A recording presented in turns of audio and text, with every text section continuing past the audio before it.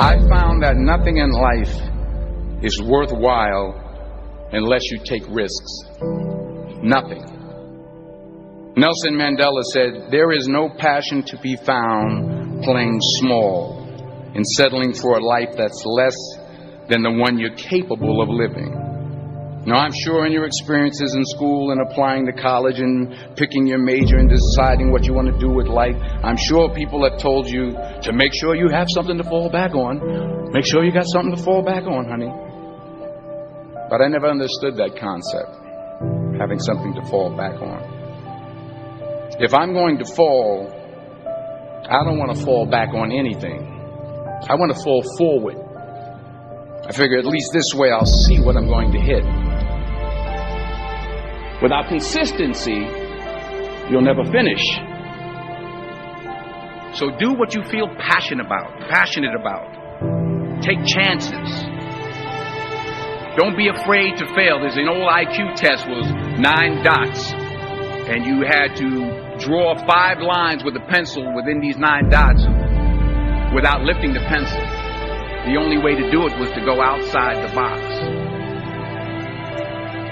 Don't be afraid to think outside the box. Don't be afraid to fail big, to dream big. But remember, dreams without goals are just dreams. Reggie Jackson struck out 2,600 times in his career, the most in the history of baseball. But you don't hear about the strikeouts. People remember the home runs. Fall forward. Thomas Edison conducted 1,000 failed experiments. Did you know that? I didn't know that. Because the 1,001st was the light bulb. Fall forward. Every failed experiment is one step closer to success. You've got to take risks, and I'm sure you've probably heard that before, but I want to talk to you about why that's so important. You will fail at some point in your life. Accept it. You will lose. You will embarrass yourself. You will suck at something. There's no doubt about it. And I know that's probably not a traditional message for a graduation ceremony, but hey, I'm telling you, embrace it, because it's inevitable.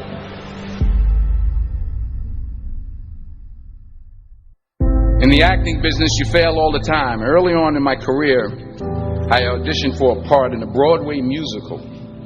Perfect role for me, I thought, except for the fact that I can't sing. I didn't get the job. But here's the thing. I didn't quit. I didn't fall back. I walked out of there to prepare for the next audition, and the next audition, and the next audition. I prayed. I prayed. And I prayed. But I continued to fail. And fail. And fail. But it didn't matter, because you know what? There's an old saying. You hang around the barbershop long enough, sooner or later you're going to get a haircut. So you will catch a break. And I did catch a break. Last year, I did a play called Fences on Broadway. But here's the kicker. It was at the Court Theater. It was at the same theater that I failed that first audition 30 years prior.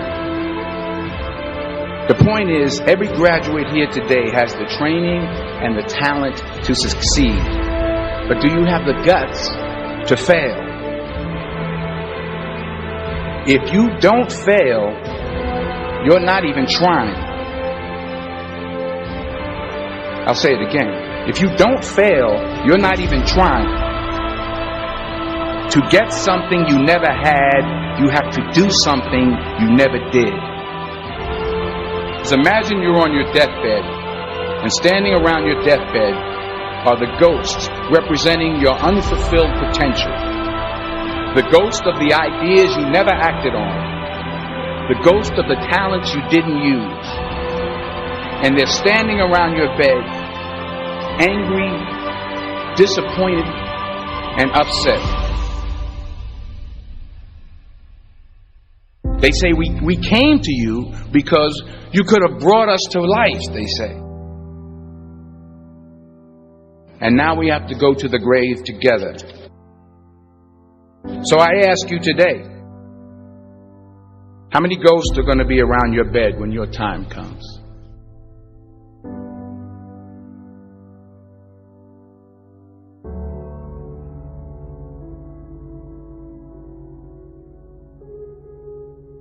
I just got back from South Africa. It's a beautiful country, but there are places there with terrible poverty that need help. And Africa is just the tip of the iceberg. The Middle East needs your help. Japan needs your help. Alabama needs your help. Tennessee needs your help. Louisiana needs your help. Philadelphia needs your help. The world needs a lot, and we need it from you. We really do. We need it from you young people. I mean, I'm not speaking for the rest of us up here, but I know I'm getting a little grayer. We need it from you, the young people, because remember this. You got to get out there. You got to give it everything you got, whether it's your time, your talent, your prayers, or your treasures.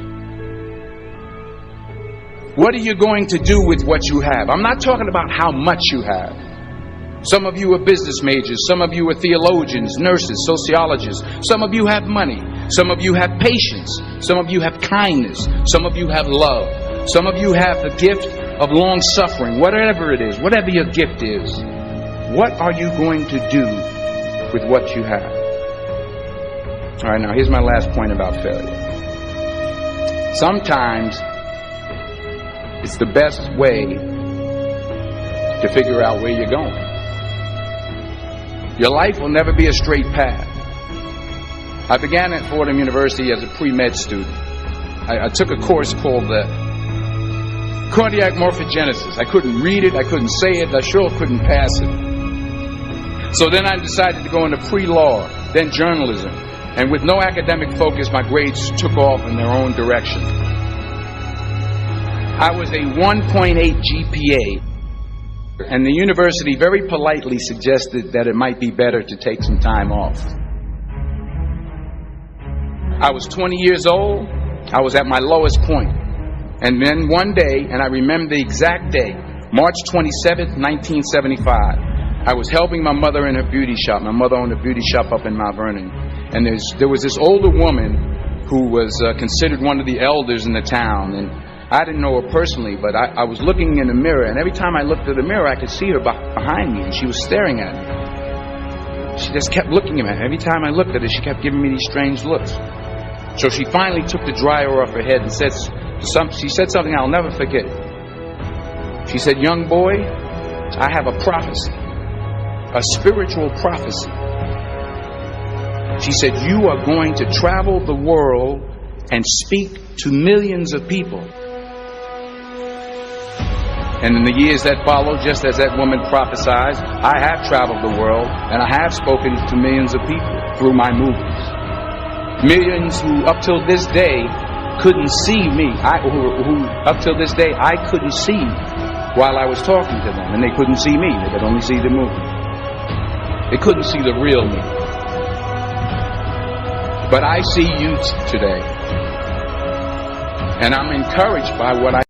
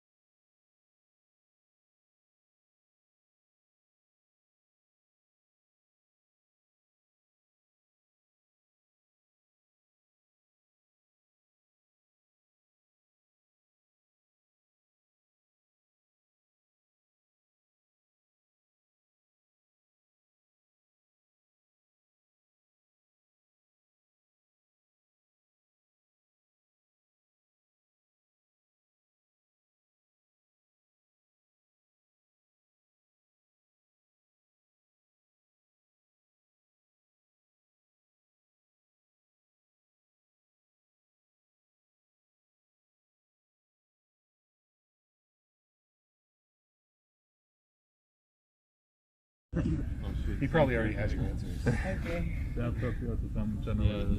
Some generic things like That might you have apply. 2 eyes or like. Oh shit, real creative. Maybe you can also start with like a yoga exercise. Is there someone who knows yoga? You could start with a breathing technique. Okay. So you take your arms up and you go and then you put them down to your heart and then you close your eyes for a minute. Wait, Maybe so wait, 30 are we doing this? Yeah. Let's do it. Okay, do it again. Now close your eyes, breathe in and pull your arms up and stretch your back and do a big second part of the breath. And now your hands going down to your heart, you breathe out. And for 30 seconds you think of something good that you want to achieve today and something that you're grateful for.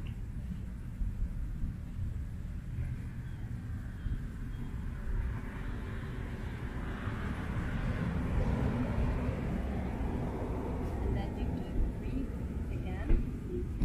Take your arms up again. Ingo, And close you- your eyes. And you open your eyes. You too. And then you breathe out. Doctor, do you hurt yourself? Stretch. I'm stretching.